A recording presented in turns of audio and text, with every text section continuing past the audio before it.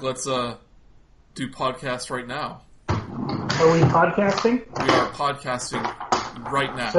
So everybody needs to. Oh, you can only listen to this on your iPods. That is the law. Wow. Hello, Mark Schneider. Hello. Hello, Luke de Ayora. Hey, how's it going? Who are you, Luke? What are you doing here? I'm Luke de Ayora.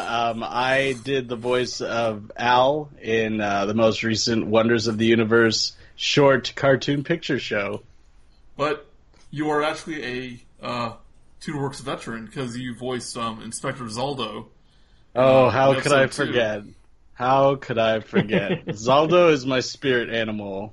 Like, I loved doing that, and I still watch that pretty frequently, just because I don't know, it just makes me feel like I've done something meaningful in my life. Be completely honest, This is a classic one, classic. You know, I'd be completely honest, like that was like episode 2 of the show, so it was still pretty new.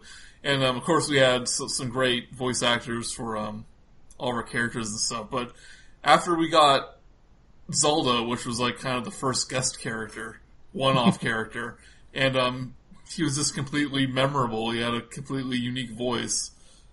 And I was like, wow, it's like we're doing it. We're making a show here. And that was our first sort of original storyline that had a plot. Yeah. And the rest of the ones were like plots but parodies. But that was like our original one. So there's a little special place in our hearts. And Luke, of course, voiced Link in my old Zelda cartoon, and he voiced a penguin in an Lloyd episode.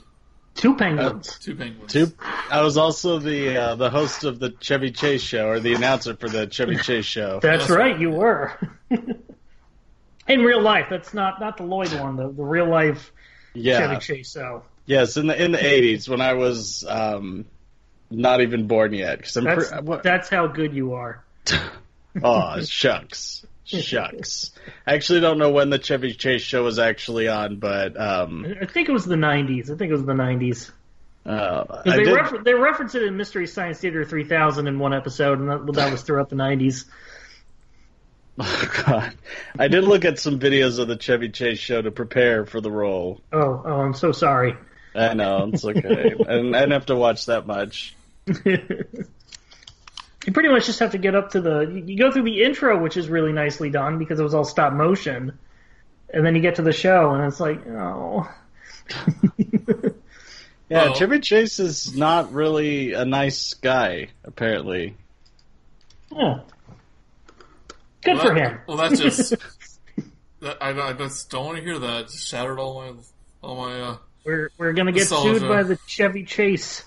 The only Chevy Chase I care about is the one in Washington, D.C.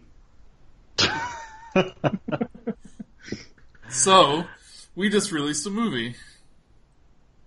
An animated film. Animated cartoon. An animated short film. A motion picture. In our last podcast, we talked about reviving Wonders and how excited we were to do it. And we finished and 5 months later, we finished a 3.5-minute cartoon. Yeah, it's once again, life takes over. That's fine. Like you just worked like on Lloyd nonstop. It's okay if you took your time on a short like that.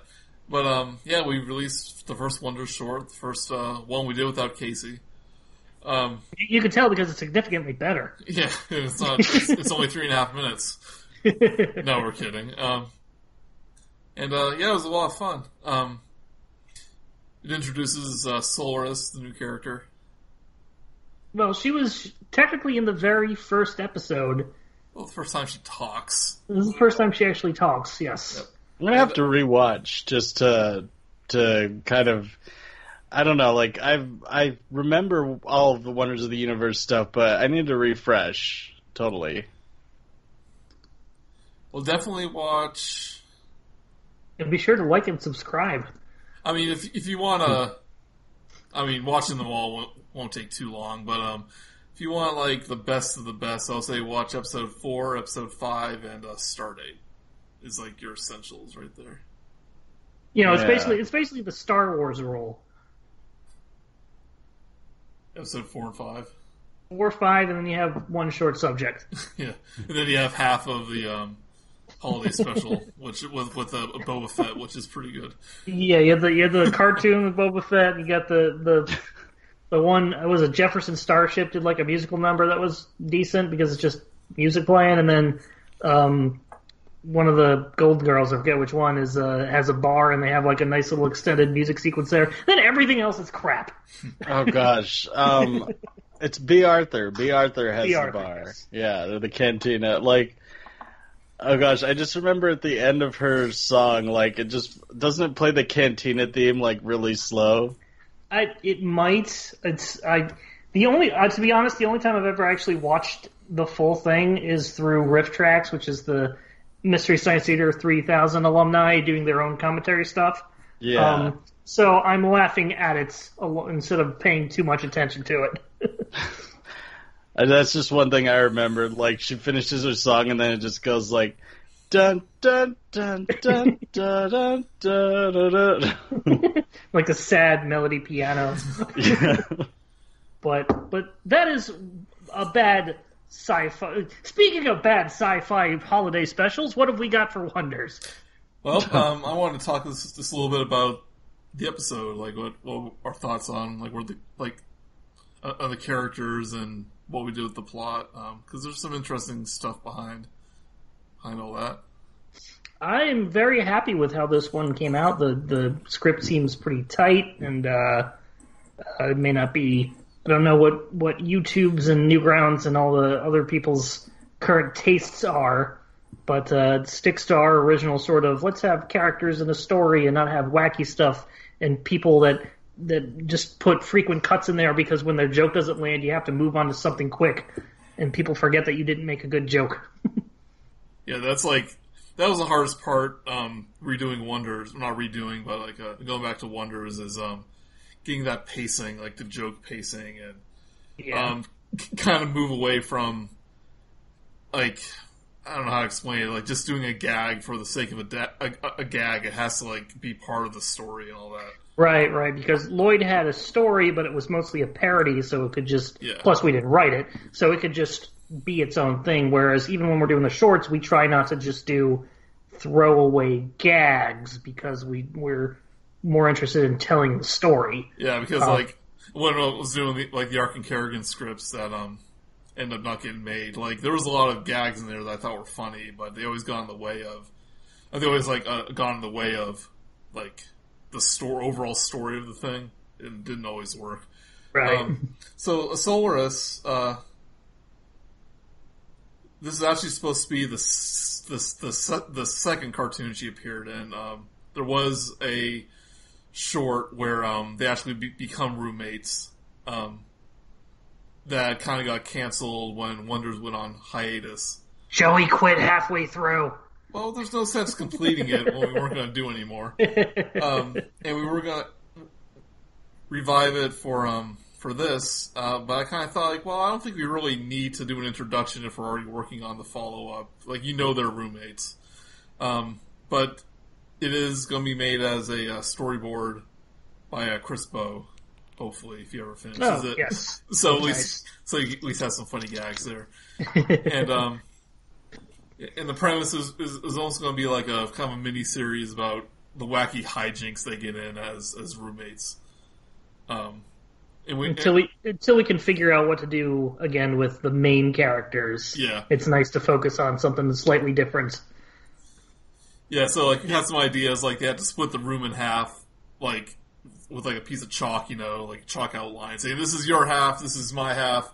It's like, well, the Fumatron's on your half, and all the bathrooms on your half, and that was like a premise for a cartoon. Just play up the traditional, stereotypical, wacky roommate sitcom jokes, and then just add on to that. In space. In space. Yeah, but in space. Yeah, like how do you make that? Into the life pods are on my side. Well, like, how do you make a premise like that, but have like a sci-fi twist? Like you have to figure something out. But I had one of the other ideas I had was like, what if one of them brings home a date, and then the roommate has to deal with it, and so actually that had a lot of promise to it, because like what if the date was a robot and only the roommate could tell? And it was playing on some cliches of that's probably not true at all, but of like maybe not the same situation, but like one person has a gaydar, and like another person's trying to hit on a gay person thinking they're straight, and like the other friend is like, oh no, he's totally gay.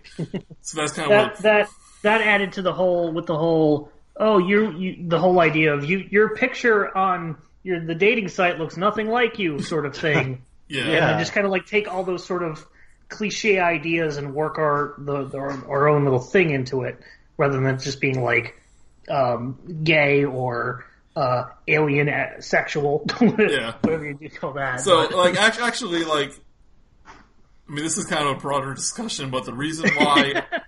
What's that? No, I was just laughing at your my voice cracked. Description. Oh, okay. So, this is probably a broader discussion, but the reason why I wrote Rodney as gay is because of that idea. Like, well, he's already gay, but he's trying to date a robot. So that's kind of the only reason why he's gay. Although in the fiction. Did we come up? Did we just kind of like say, well, maybe Rodney's gay, like during the original run, because he never like interacted with any women, so it's just like that means obviously he's gay if he never talks to a woman. Not to say that's like we're trying to shoehorn it in there, but it's like this he kind of like fits the character would work like this. Yeah, actually, I think we did have a talk about that, but I think in the back of my mind it was because of this idea. So, hey, I'm all for it. More diversity and more, I guess, robosexuals now. Well, the robot that wants to date a human, is that taboo in our universe, or is it like progressive? Or well, Luke, how was it? How was it to portray a gay robot? It was. There's nothing to it, honestly. Like, there's not much of a difference between gay robots and regular robots. We're all robots or something.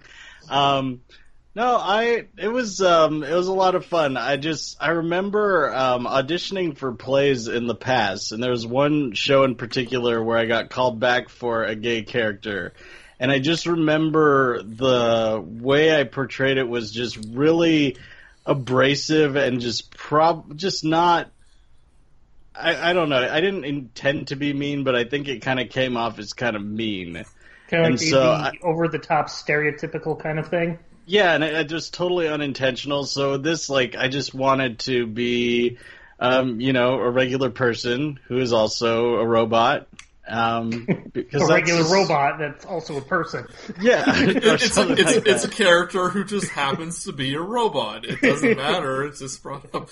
Actually, on the note, it is nice that we're able to, it's thinking about the comedies that we grow up on in the 90s and just how they portrayed gay people has it changed so much since then. And just to be able to say, I feel a little weird to just talk about it out like this, because I assume we're all straight, cisgendered straight people. But it's nice that basically we're heroes. No, I'm kidding. It's nice to be able to say, hey, this character is gay, and it doesn't change the character at all. It just changes the circumstances that we can write around him. It opens things up, and for us to do it in such a way that it's not doesn't feel like a stereotype and doesn't seem like it's just hey, he's a robot, it's gay, so what? And I actually think that I like how we handled it, where it's he's just a robot. That's the problem. And I think we've talked about it. It's he's just going to keep dating the robot in future episodes too. Yeah. So. If they're ever in the background in another episode, he's just going to be his Terminator, a exoskeleton. A little visible beating heart and stuff. Yeah. Like that little thing I put in there. His original design that I had kind of planned. Do you guys hear about this game called Dream Daddies? I think the Game Grumps published it. Yes, I haven't played it, but I've definitely heard of it. Yeah. So it's a game where you're a single dad and you date other dads. And one of the dads is this really preppy-looking blonde guy with a ascot and like a pink sweater and all that. And I was kind of thinking about he would kind of look like that. That's why his name is Mr. Blonde in the thing. We just ended up not changing it because the line was already recorded. Because like the character was bald in the final in the picture and everything. It doesn't matter. And he's a gay robot who happens to be bald and hasn't. Yeah, and Luke said, I have a friend who I work in theater with who I think would be a good look. And he showed me a picture of this guy with a bald head and like the gauges in his ear. Did he have gauges in that picture? I don't remember. I can't remember. All I know is that he looks like he could be from the future. Like if you put a uniform on on the guy in real life, like he looks like he would be like a high-ranking person on like a starship or something. Like it just makes me think of the future. He just looked really nice and happy, and I wanted Al to be like just kind of the too perfect. It's like, oh, this is all lovely, and you're having such a wonderful time, and all that kind of stuff. And he absolutely loved the design and everything. Like his reaction was really funny, and I'm just really glad that all worked out. Yeah, like I was thinking, since we're basing the character off his looks, that like, well, maybe we should ask him to try out for the part. But I already asked Luke to do it. So, like, I decided... well, what's nice is that you got the details right all the way down to the exoskeleton. It probably matched perfectly with the image. Oh, yeah. Totally. So, who is, his name, Al Matheson, is based off a real person. Al Matheson is Alan Turing's... I think that's his middle name. Matheson is his middle name. Okay, yeah. So, not only Al looks like AI, Alan Turing, the father, one of the main fathers of computing and mathematical computing, like that, has a name, Al Matheson, and it just, wow, that just works so perfectly. So like, I'm not always a fan of like naming someone after a reference, but the fact that the name Al looked like AI, I was like, well, that's too perfect to pass up. Yeah. See, what else about the cartoon? Yeah, it was just a lot of fun. Like, I like the little dating app. Like, it was like, my friend Steph, who did like the storyboard, when she was doing the storyboard, she just doodled a bunch of little alien guys, so I ended up like putting those in there. And she had like Hal from Space Odyssey, or like a little computer that said Hal, like as one of the people. I said, well, this has to be the Stufu, like the ship's computer. And I put a little mustache on him, and I cracked up about that. I named him. His username was HughNam, as was a reference to stuff that Edwin had done, and he actually said that one thing. And his, just out of the blue, I recall this, his username, his actual name he put down was Carlos Dangera. If you remember, was I forget which political leader or politician it was his fake name when he was having an affair with somebody, was Carlos Danger. I came up with a bunch of other names that we didn't end up using because we originally had like 6 or 7 of them go by. And we just cut that down to like the 2.5 that you see. Well, yeah, it was way too fast. You just basically used all the pictures I did. And I thought it was fun if you put Rodney in there. He looks a little different than the old version of the character. But Rodney's in there. She is... I think what was it? Casey suggested after watching it, was like, you probably should have had like the Stufu in there again with like a different disguise. Yeah. That would have been pretty funny. That might have been funny, but I think Solaris would have seen through it. Yeah, yeah. So I don't know. Would have been fun. Like I wanted to be like, well, we don't know if she, if there's a normal looking person or alien, or if there's like this weird like rock monster that she's totally into. So yeah, it's interesting. So. I also want to mention the backgrounds too. As we're talking about actually two things. The backgrounds that Grant did came out looking. He did a very nice job on making them look sci-fi and having the little toned down color, putting the green in there a little different than what we had with the idea that like the rotting pizza box sort of look and feel to it. But the green sort of makes sense because they're not working. This is their living quarters, and green that we've always used has always been for the passengers and the luxury, the vacation part of things too. So it kind of works there, especially with it desaturated. He also managed to throw in. I think we're looking at like what kind of jokes can we throw in the background, and I want to say Crispo suggested the three seashells from Demolition Man, I think, and Grant managed to put that into a sign that I managed to put in the background. Managed to fit into the thing, and there's a little like description of how to use the seashells. I have no idea. Nice. I have no idea what you're talking about. I know what you're talking about. Yeah, where was that little sign? Was it in the bathroom? So it's in the bathroom. His original thing had it to the side and was off screen, so I figured, where can I put it? You sort of see it behind Solaris in a close up, but you can see it for full in the little post credit sequence because there's a hole that goes into the bathroom, and the sign's actually up there. I want to post the actual image because that he did, just because it's a very nice full background we couldn't use. Yeah. On top of that, the voice acting, other than Luke, Edwin did a bunch of extra like ad-libbing lines that were overly sexual in nature, or more frisky, not really like sexual, like talking about like I gotta have hot sex. You need to leave. And he just like went on, did a whole bunch of different like ad-libs for it, and we ultimately deemed it like a little too risque for our kind of like the show itself. But I want to post those up later too, because they were pretty damn funny. Well, yeah, I remember those. Yeah, yeah. I remember like when I first would go write it down. The first idea was like, is that they started like get to first base or whatever. And they cut off the camera, like switch off, and then like that's what gets him too excited, and he blows up because of that. And I quickly realized, no, we can't do that. The sex joke. Yeah, it was a sex joke. So I thought of the paradox, and that took a few tries to figure out what the paradox should be. Stuff like that. Yeah, it was actually because we were spitballing, trying to figure out for a while like how to get that paradox line to work.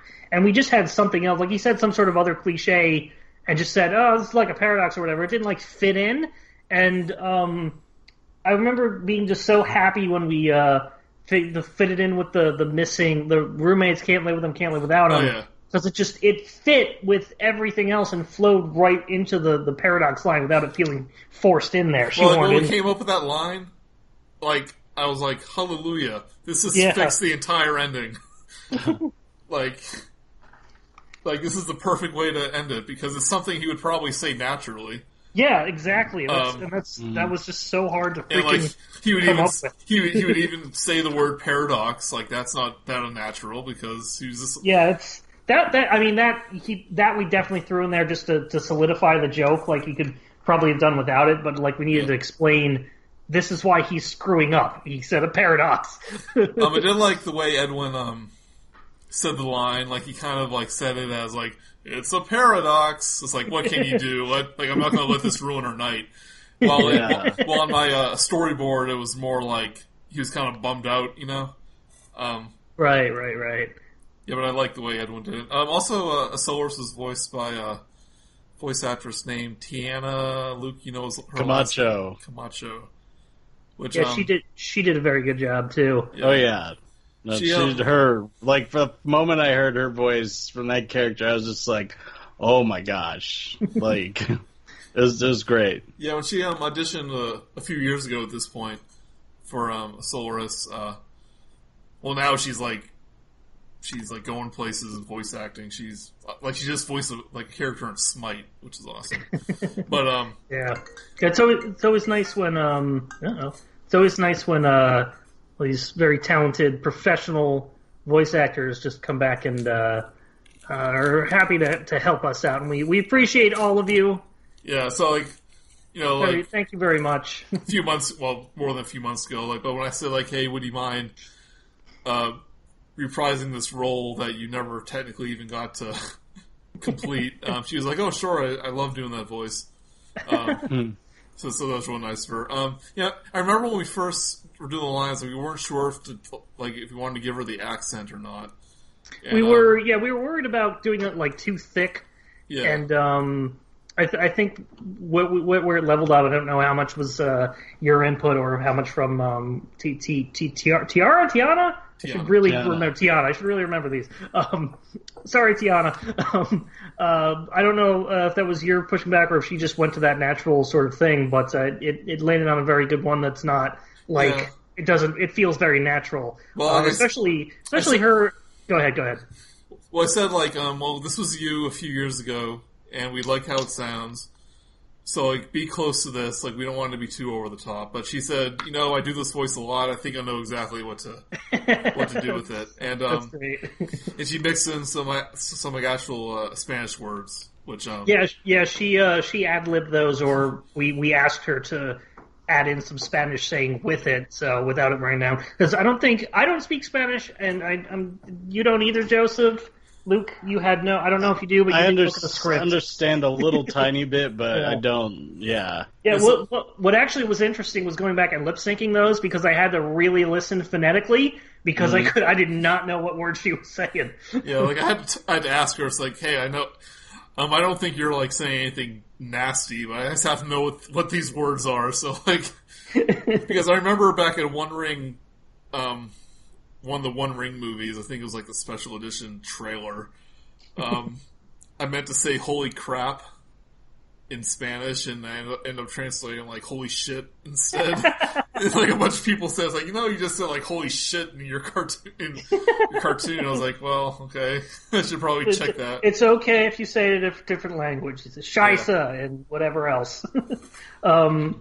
German. I was going to say, it reminded me of something I remember reading about or hearing about, which is in a lot of old Westerns, whenever they had Native American actors come on and say something in their language, sometimes they would kind of just say something against the Hollywood system, which were generally kind of racist to Native Americans at the time.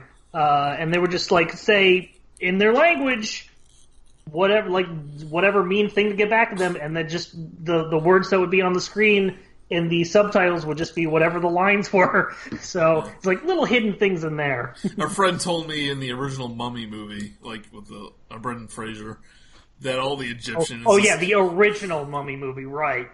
The 1999 remake, or whatever. The Egyptian is just all nonsense. They didn't even bother. Another factor, in Return of the Jedi, Lando Calrissian's co-pilot, Nien Numb, I don't know how to pronounce his name, a little alien dude with a weird face, is speaking an African dialect it's a real language. So when it opened up in that part of Africa, that part of the world, people understood what he was saying. It was pretty funny. I didn't know that. That's cool. Yeah. It's the easy way to get around having to make up a language. He died in The Last Jedi, didn't he? He did. Spoiler, I still haven't seen that movie. Well, God. Num dies, or whatever it is. He was my favorite. Not really. I own the movie on Blu-ray.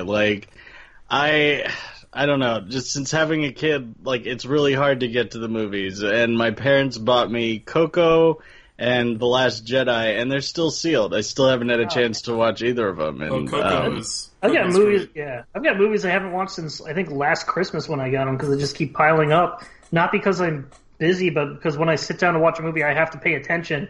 So I've just got to be I need to be in the mood to sit down for 2 hours, even though I love movies.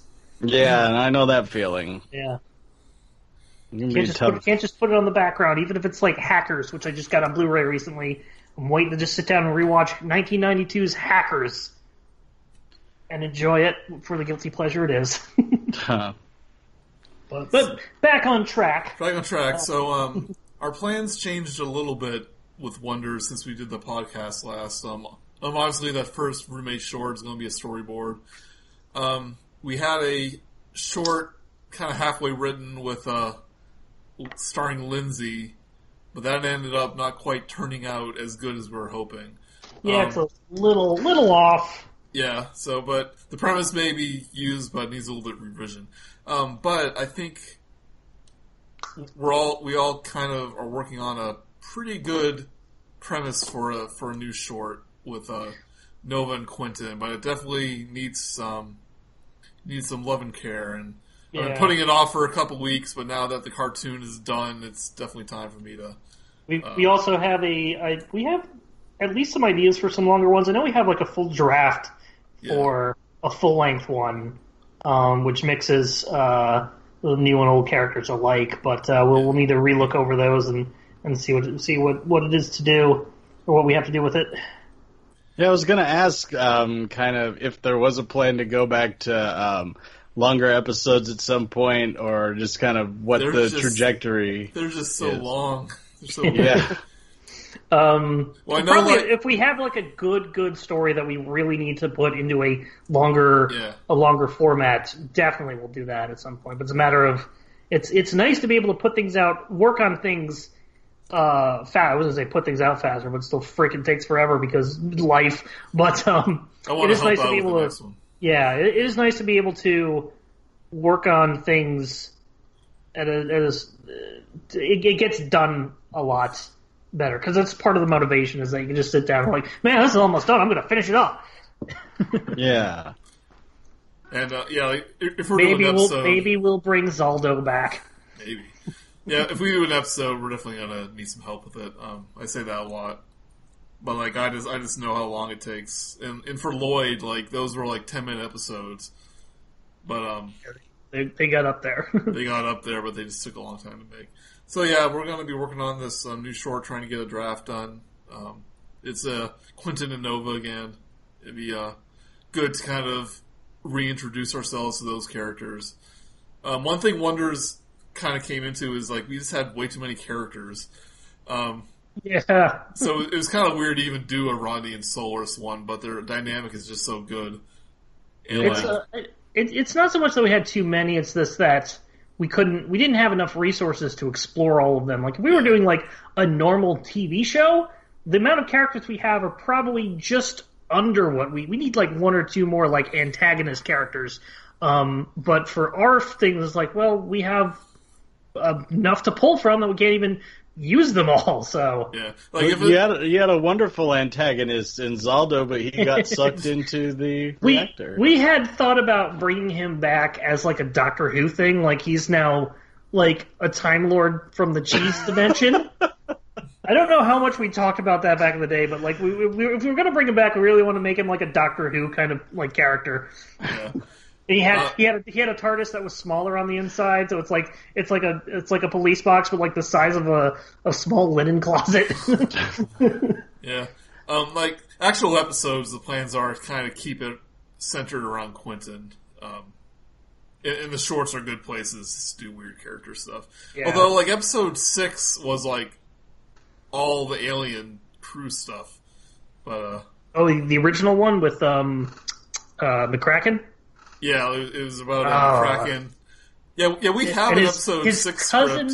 His cousin, Captain Nemo. Yeah, we have this wonderful script. Oh, God. That's like 95% complete. I'd say it's about a little more than 2/3. Like, we're having trouble really agreeing on the third act.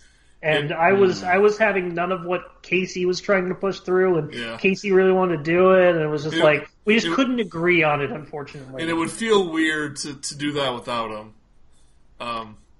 But it's a really good script. But again, it's one of those things that's like really big. There's a lot of locations. There's a lot of characters. There's a giant space squid. Yeah, we would have to figure out how to animate a gigantic space squid. It was like a bunch of like a 20,000 Leagues Under the Sea type thing, except in space. So yeah. So it's cool. Anyway, yes, we do. We probably will do another episode. We just have to find the right time. And maybe it's the one we wrote. Maybe it's not. We need Rich Farrow pitching more ideas that we can adapt. Rich Farrow is a published author in like in magazines and stuff. Oh my God! Yeah, like sci-fi magazines, or so he claims. Yeah. So, Luke, thank you for voicing Al for us and for helping out with ideas for this next script. Like I think, I'm not sure how a Zaldo dating the Al the robot is going to work out, but I mean, you sounded super happy now. Yeah. If time permits, I would love for you to actually help us actually write it. Yeah, for sure. No, yeah. I'm happy to contribute however possible. My life is complete chaos because I have it's going to be 6 months in a week.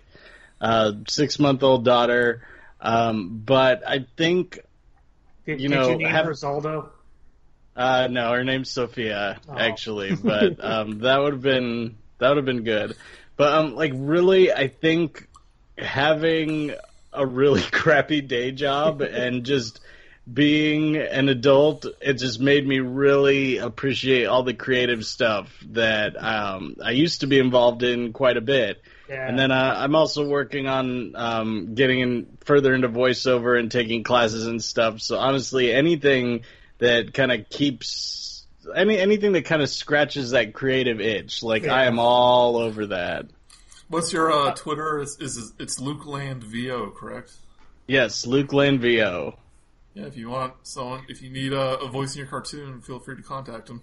Hey, thanks. Using Cuphead. Using Cuphead. I was in Cuphead, and I think if there's some way to specialize in screaming like a girl, that's what I'm going to be famous for. I'll go down in history for that because.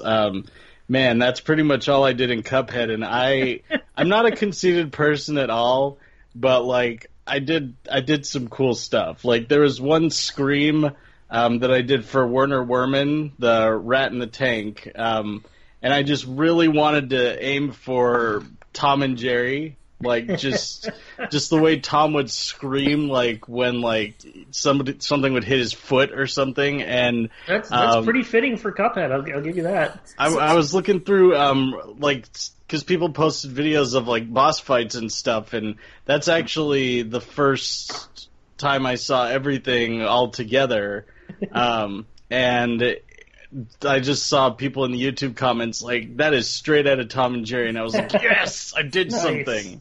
Nice. So was it a weird feeling, to hear your voice in one of the best games of the year? I still can't believe it happened. Honestly, it's just it was the nicest, most incredible fluke mistake, whatever thing. DJ Fluke rocks the house. DJ Fluke rocks the house. It was just really. It was a coincidence that it all happened. I'm still super grateful for it, and yeah, I still every now and then I'll go on Twitch and I'll pop into streams where people are playing Cuphead, and if they're at Werner Werman or Sally's stage play, I'll try and talk to people a little bit, and it's an amazing feeling, and just seeing the name in the credits. Oh man. I was kind of starstruck in a sense when I was not starstruck, but had that probably a similar feeling just by having Brad Jones self-publish the Lloyd DVD, because it's hey, even though lots of people do this now for a living from their home and do freelancing, having our names, I should say, on a DVD product that I can potentially, I make the joke of I can sign it and it actually be appreciating value, is interesting and exciting. Considering that I never ever thought I'd be able to do something like that professionally or not. And Brad Jones, Brad Jones, he makes really good content as well. I was a huge fan of his before I contributed anything to Lloyd, and I'm very happy that happened, because I really like everything that he does, and I regularly binge his reviews on old religious movies. Hey Scotty, Jesus man, Jesus bro. Yeah, he was very happy with your penguin voices as well, but that is neither here nor there. That meant a lot to me. For the Lloyd DVD commercial, he called you out by name as one of the featured voices. I know that. Oh gosh, he put. Well, I think he just read every voice on the back of the thing that we designed, and then he put his own name twice. Well, he does voice multiple characters. He does. Yeah, well, he can do whatever he wants. So. Oh no, I'm not complaining. I just thought it was funny. I know it is funny. It's funny. Man, I need to binge. Like, I go through cycles where I binge different YouTube channels, and I've been on a kick. God, right now I've been binging this channel called The Wolf Pit, which is really unrelated to anything we've been talking about. It's this guy who cooks dollar store food. Honestly, I've always wanted a show that kind of like on Food Network that tries to make good meals out of really crappy ingredients and the cheapest stuff they can find, and it's amazing that that's actually happening on YouTube. Yeah, but I'm due to switch over for some cinema snobbery, as I like to say. I'm due to switch over to a new channel for binging. Yes. If you have any suggestions for channels, tweet them at Luke. Okay. I love YouTube. Like, and the only thing is that YouTube is kind of, I work in schools, and kids are obsessed with YouTube. Like, they want to be YouTubers. Oh, yeah. It's kind of strange, but I love YouTube as well, even though, like, they have some interesting policies, and, certain people are constantly getting their stuff demonetized, and it's not necessarily the best place in the world, but I have a place in my heart for it, and I hope to make some more YouTube videos in the future as well. I have somebody doing a new logo for my channel, and I have some things recorded, and I think once the logo's done, then I'll start to get that together, because YouTube's kind of fun. We'll keep look out for new content from Luke, separate from us. Well, right. So as I was saying, go ahead. As I was saying, thank you, Luke. Oh, not a problem. And Sorry, I didn't Mark. mean to go on like a weird, wacky tangent. And thanks, Mark, for animating. You did an awesome job as usual. Next time, problem. I promise I will help out more. But you insisted on doing a lot of this yourself. I do get a little control freak when it comes to doing this stuff because I've got my certain styles. Yeah. But we'll figure something out. And I will not thank myself. Joseph, thank you. Thank you for everything. Oh, yeah. Yeah, I guess. Thanks a lot. I did draw new models for all the characters, not just the ones that you saw in the movie. You did. Yeah, and you did a great job with them, too. Like, they all look really good. Like, Al turned out great. All the characters turned out awesome. And you did put them into folders. Thank you. It's just to shut you up. And thanks to my friend Steph, who did the storyboard, which we basically followed throughout the entire thing. So all the kind of unique angles, like Rodney looking into the mirror when he's talking, was her idea. Right, she was probably 95% of the shots. I had one or two little bits that I added, which why I didn't take a directing credit. Plus, Joseph was show running this one, so. The look and feel was pretty more balanced this time between several different people. Mm-hmm. And we're hope to get the next one done. Hopefully, it won't take as long, but you never know. No promises. All right. Thank you all. We hope you enjoyed listening to us rant about various things. All right, bye guys. Yeah. And thanks for having me. Also, I appreciate it. Oh yeah, it's just kind of weird because like we used to. I don't know, like you guys used to try and get me onto Skype a lot. Well, not a lot, but like in the past. And for some reason I was paranoid about using my voice, which is weird because I want to be a voice actor. But anyway, yeah, but thank you for having me. This was fun. You're welcome. This was fun. Thanks everybody. Bye-bye. Bye. Bye. Bye.